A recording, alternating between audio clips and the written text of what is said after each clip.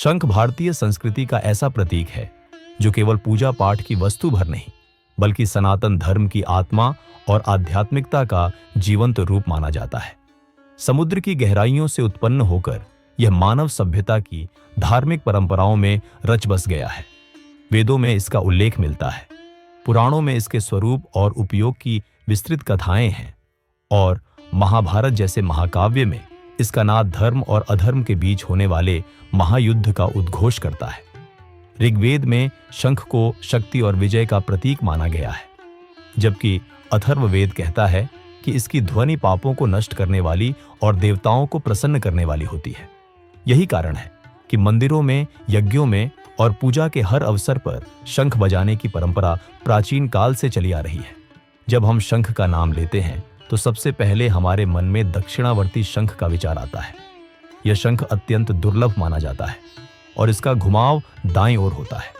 इसे महालक्ष्मी का स्वरूप कहा गया है। पद्म पुराण और वराह पुराण में इसका उल्लेख है कि दक्षिणावर्ती शंख में स्वयं लक्ष्मी का निवास है। कथा है कि जब समुद्र मंथन हुआ तो लक्ष्मी जी के साथ यह शंख भी प्रकट हुआ और लक्ष्मी ने आशीर्वाद दिया कि जहां यह शंख स्थापित होगा वहां दरिद्रता कभी नहीं रहेगी। यही कारण है कि दक्षिणावर्ती शंख को पूजा स्थल में रखा जाता है। इसमें गंगाजल भरकर भगवान विष्णु और लक्ष्मी की आराधना की जाती है और इसे कभी बजाया नहीं जाता। इसका महत्व केवल धार्मिक दृष्टि से ही नहीं, वैज्ञानिक दृष्टि से भी है। जब इसे पूजा में रखा जाता है तो यह सकारात्मक ऊर्जा का स्रोत बनता है और पूरे घर के वातावरण में सात्विकता फैलाता है। कहा जाता है कि इस शंख के सामने ओम श्री ह्रीं क्लीं महालक्ष्म्याय नमः का जप करने से धन और ऐश्वर्य की प्राप्ति होती है। इसके विपरीत वामावर्ती शंख सबसे अधिक प्रचलित है। इसका घुमाव बाईं ओर होता है और इसे धार्मिक अनुष्ठानों, यज्ञों और आरती में बजाया जाता है। महाभारत में जब युद्ध का आरंभ हुआ तो पांडवों और भगवान श्री कृष्ण ने अपने अपने शंख बजाए। अर्जुन का देवदत्त, भीम का पौंड्र, युधिष्ठिर का अनंत विजय, नकुल का सुघोष और सहदेव का मणिपुष्पक। इन सभी की ध्वनि से संपूर्ण कुरुक्षेत्र गूंज उठा और अधर्म की जड़ें हिल गईं। कृष्ण का पंचजन्य तो इतना प्रसिद्ध है कि उसका नाम सुनते ही धर्म और सत्य की ध्वनि मन में प्रतिध्वनित होने लगती है। वामावर्ती शंख का नाद नकारात्मक शक्तियों को नष्ट करता है और वातावरण में सात्विक ऊर्जा फैलाता है। यही कारण है कि आज भी मंदिरों में आरती के समय जब शंख बजाया जाता है तो पूरे परिसर में भक्ति और शांति का वातावरण बन जाता है। गणेश शंख का उल्लेख भी अत्यंत महत्वपूर्ण है। इसका आकार भगवान गणपति जैसा होता है और इसे विघ्नहर्ता का स्वरूप माना गया है। कहा जाता है कि जो भी व्यक्ति गणेश शंख की पूजा करता है उसके जीवन से सभी विघ्न दूर हो जाते हैं। एक कथा में आता है कि एक व्यापारी के जीवन में हर कार्य विफल हो रहा था। एक संत ने उसे गणेश शंख दिया और कहा कि इसे श्रद्धा से पूजो। व्यापारी ने ऐसा ही किया और शीघ्र ही उसके सारे कार्य सफल होने लगे। गणेश शंख की पूजा विशेष रूप से नए कार्य की शुरुआत, गृह प्रवेश और विवाह जैसे अवसरों पर की जाती है। इसके सामने मंत्र का जप करने से बुद्धि, विवेक और सफलता प्राप्त होती है। ज्योतिषीय दृष्टि से भी यह शंख महत्वपूर्ण है क्योंकि इसे पूजने से बुध और राहु से जुड़े दोष शांत होते हैं और परिवार में शांति आती है। गंगा शंख को मां गंगा का स्वरूप माना गया है। इसके ऊपर लहर जैसी रेखाएं होती हैं और इसे पवित्रता का प्रतीक माना गया है। स्कंद पुराण में कहा गया है कि गंगा शंख का जल गंगा जल के समान पवित्र होता है। इसके जल से स्नान करने या अभिषेक करने पर पापों का नाश होता है। कथा है कि जब राजा भगीरथ ने कठोर तप करके गंगा को पृथ्वी पर अवतरित कराया, तब गंगा का एक अंश शंख रूप में प्रकट हुआ और तभी से इसे गंगा शंख कहा जाने लगा। जब इस शंख में जल भरकर किसी देवता का अभिषेक किया जाता है तो वह साधक के लिए विशेष पुण्यदायी होता है। इसका महत्व इतना अधिक है कि गंगा शंख को घर में स्थापित करने से वह घर गंगा जल की पवित्रता के समान हो जाता है। इसके सामने मंत्र का जप करने से सभी पाप नष्ट होते हैं। कौरीमुखी शंख छोटा होता है और इसका मुंह कौड़ी जैसा दिखाई देता है। इसे कुबेर और लक्ष्मी का प्रिय माना गया है। पद्म पुराण में वर्णित है कि जो साधक कौरीमुखी शंख से लक्ष्मी पूजन करता है उसके घर में कभी धन की कमी नहीं होती। व्यापारी वर्ग विशेष रूप से इसे अपनी तिजोरी में रखते हैं ताकि व्यापार में वृद्धि होती रहे। बंगाल और ओडिशा की लोक कथाओं में आता है कि एक निर्धन परिवार ने दीपावली की रात कौरीमुखी शंख से लक्ष्मी पूजन किया और शीघ्र ही उनकी गरीबी दूर हो गई। कौरीमुखी शंख को धन और वैभव का प्रतीक माना जाता है और इसका प्रयोग विशेष रूप से तांत्रिक साधनाओं और लक्ष्मी कुबेर आराधना में किया जाता है। मत्स्य शंख का आकार मछली जैसा होता है और इसे भगवान विष्णु के मत्स्य अवतार से जोड़ा जाता है। कथा है कि जब प्रलय का समय आया और सारे वेद डूबने लगे, तब भगवान विष्णु ने मत्स्य रूप धारण किया और वेदों की रक्षा की। उसी से मत्स्य शंख उत्पन्न हुआ और इसे जल से रक्षा का प्रतीक माना गया। समुद्र यात्रा करने वाले लोग इसे अपने साथ रखते थे ताकि तूफान और समुद्री आपदाओं से रक्षा हो सके। यह शंख सुरक्षा और स्थिरता का प्रतीक है। इसके सामने मंत्र का जप करने से जीवन की कठिनाइयां दूर होती हैं। हीरा शंख पारदर्शी और क्रिस्टल जैसा होता है। यह अत्यंत दुर्लभ है और साधना तथा ध्यान में प्रयोग किया जाता है। अग्नि पुराण में इसका उल्लेख है कि हीरा शंख की पूजा करने से मानसिक रोग दूर होते हैं और ध्यान गहरा होता है।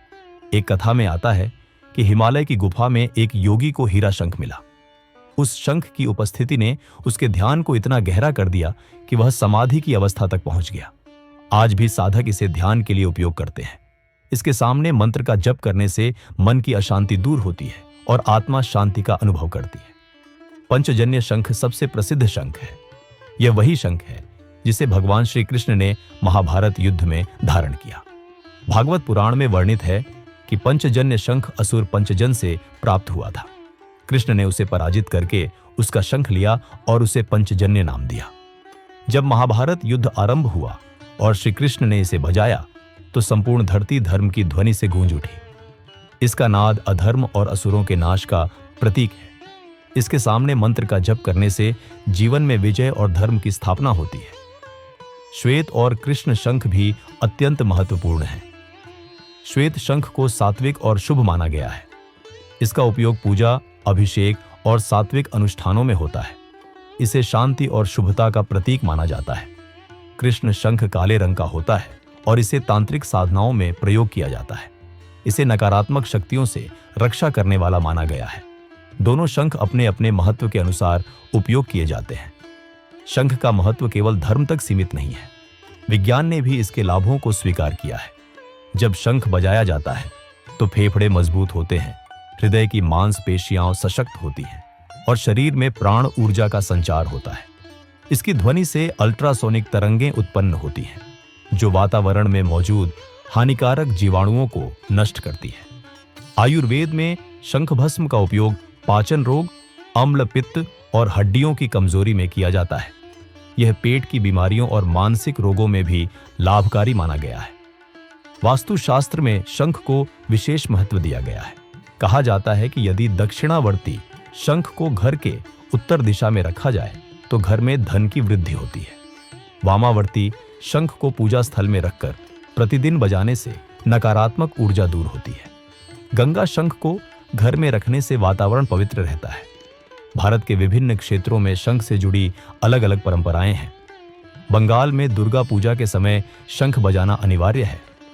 दक्षिण भारत में लक्ष्मी पूजन में दक्षिणावर्ती शंख का विशेष महत्व है। उत्तर भारत में विवाह के समय शंख ध्वनि को मंगल सूचक माना जाता है। नेपाल और तिब्बत में बौद्ध धर्म में भी शंख को धर्मचक्र का प्रतीक माना गया है। 8 शुभ प्रतीकों में से एक शंख भी है। जैन धर्म में भी शंख का उपयोग धार्मिक ध्वनि के रूप में किया जाता है। दार्शनिक दृष्टि से देखा जाए तो शंख केवल एक वाद्य नहीं है, बल्कि ब्रह्मांड का प्रतीक है। इसका सर्पिल आकार ब्रह्मांडीय ऊर्जा का प्रतिनिधित्व करता है। इसका नाद जन्म और मृत्यु के चक्र का स्मरण कराता है। यही कारण है कि इसे आत्मा की अनंत यात्रा का प्रतीक कहा गया है। शंख का नाद ओम की ध्वनि का स्मरण कराता है और यह बताता है कि सृष्टि का मूल स्वर ही यह है। अंत में कहा जा सकता है कि शंख केवल एक समुद्री वस्तु नहीं, बल्कि सनातन संस्कृति का दिव्य प्रतीक है। दक्षिणावर्ती शंख लक्ष्मी का निवास है। वामावर्ती शंख धर्म और विजय का प्रतीक है। गणेश शंख विघ्नों को हरता है। गंगा शंख शुद्धि प्रदान करता है। कौरीमुखी शंख धन आकर्षित करता है।